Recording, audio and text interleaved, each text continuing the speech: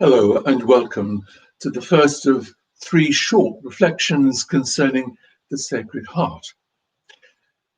I'd like to begin by recalling why the Sacred Heart of Jesus, and when I speak of the heart of Christ, I also infer the heart of Mary, for the two hearts are as one. Why it's of such importance, by sharing some words by the Orthodox theologian, Archbishop Callistos Ware. The heart, he says, is the primary organ of our being, the point of convergence between mind and matter, the center alike of our physical constitution and our psychic and spiritual structure. Since the heart has this twofold aspect, at once visible and invisible, prayer of the heart is prayer of the body as well as soul. Only if it includes the body can it be truly prayer of the whole person. A human being, in the biblical view, is a psychosomatic totality, not a soul imprisoned in a body and seeking to escape, but an integral unity of the two. Body is not just an obstacle to be overcome, a lump of matter to be ignored, but it has a positive part to play in the spiritual life, and it is endowed with energies that can be harnessed for the work of prayer. Recently, I came across a small book called The Sacred Heart of the World, written by David Rico and published in 2007. 2 years before, he writes, he had received the graces needed to vow to make a contribution to devotion to the Sacred Heart. And this book is the consequence. In reading it, I've realized I'd found the book I would have liked to have written. David is a psychotherapist, mindfulness teacher, and retreat leader in California. And his book does what it says on the cover: restores mystical devotion to our spiritual life. So I'd like to use these sessions to share some of his insights. He begins by inviting us to consider the universal context in which the Sacred Heart needs to be set. Right at the beginning, he writes, on page 2,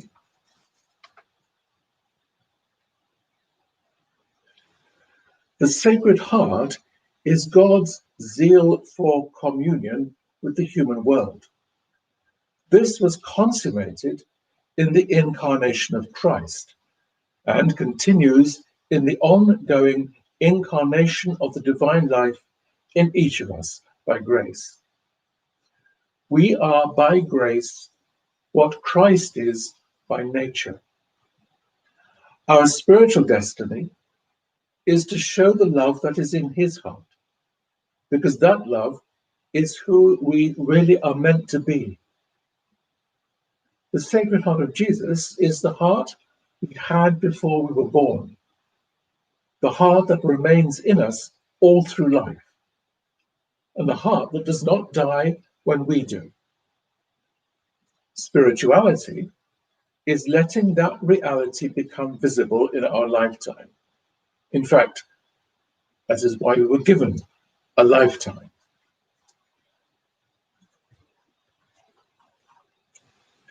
That clearly reveals the way the Sacred Heart isn't just a rather saccharine individualistic devotion, but concerns the essence of our humanity. Let's read you another extract.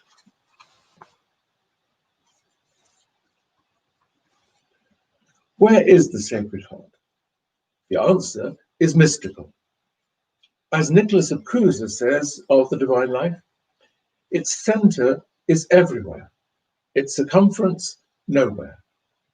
He adds, the universe is in us in such a way that everyone in the universe is the universe. This is why we can speak of the Sacred Heart of the world.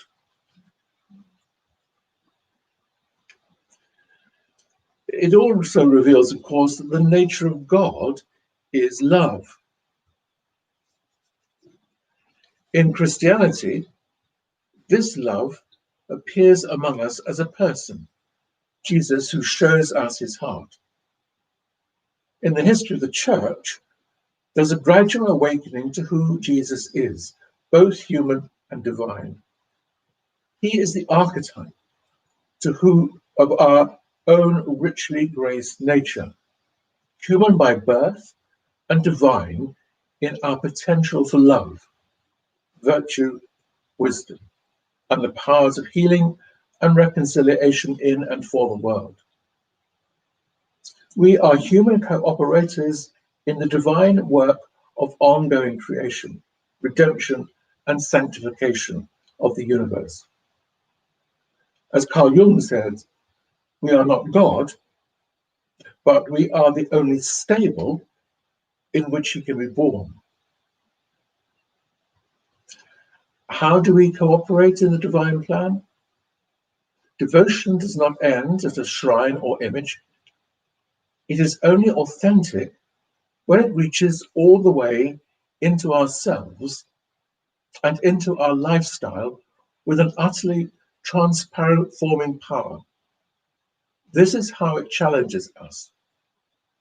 We are spiritually mature when we become different from the world around us. That is, when its values are no longer ours.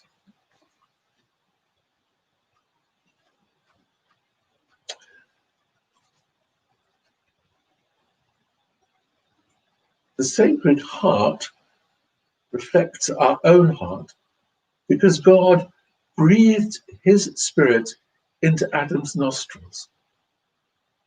The heart of God is a trinity of love, which flows out and enfolds all things. Oh, then let my heart awake to your breath within me, there where mind sinks into the depths of God. There are rivers of love flowing from the heart. In Sufi tradition, Rico says, the heart is eternity, light, and divinity. It is the center of consciousness and the vehicle by which God sees us. God breathing life into Adam means the heart was given to him.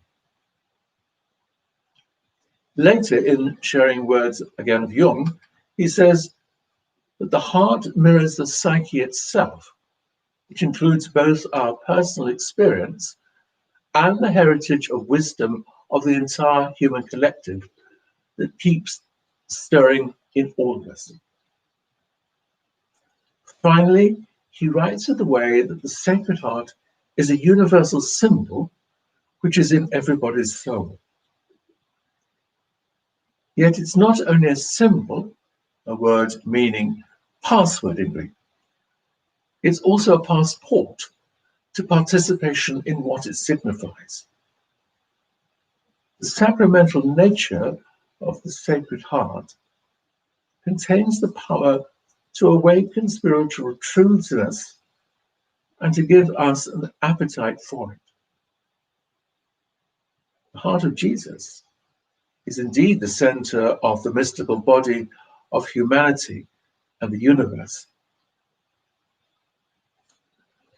To end this section, I'll share some words from a Sioux Indian, which Rico quotes. The heart is a sanctuary at the center of which is a little space wherein the Great Spirit abides. When I read that, I was immediately reminded of something Thomas Merton wrote in Conjectures of a Guilty Bystander.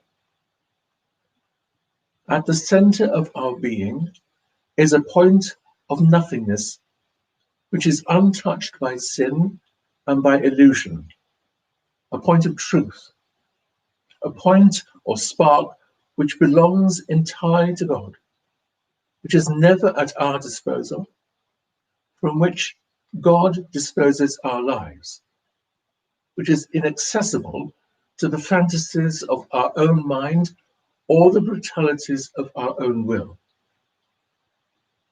This little point of nothingness and of absolute poverty is the pure glory of God in us. It is, so to speak, his name written in us. It is like a pure diamond blazing with the invisible light of heaven.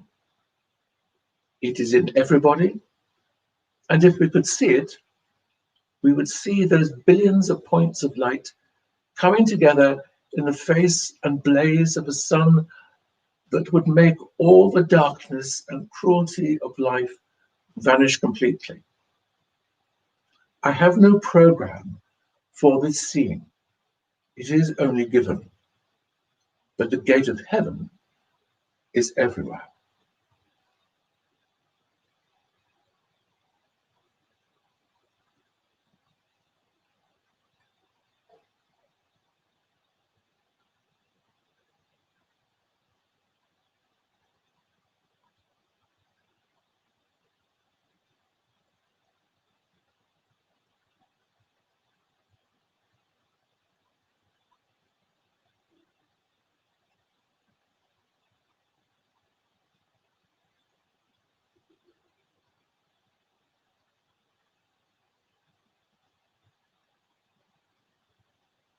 Lord Jesus Christ, Son of God, make my heart like yours.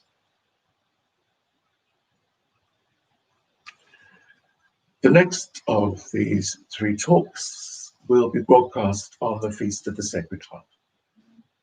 Thank you for listening. Goodbye.